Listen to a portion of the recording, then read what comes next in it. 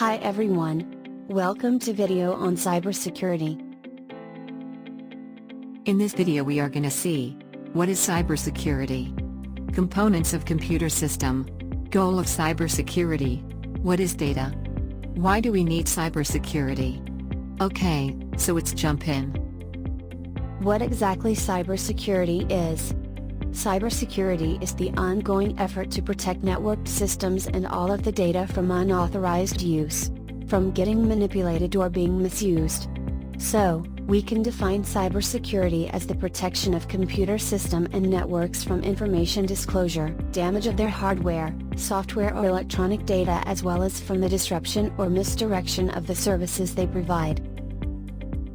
Since all the informations are stored and tracked in computer, it is necessary to protect computer system. The components of computer system that need to be protected are hardware, software, firmware. Hardware include the physical part of computer system. There are permanent software which are embedded in hardware called firmware. And software are the programs that Why do we need cybersecurity? Because attack evolve day to day as attackers become more inventive, cybersecurity begins to grow more stronger and efficient.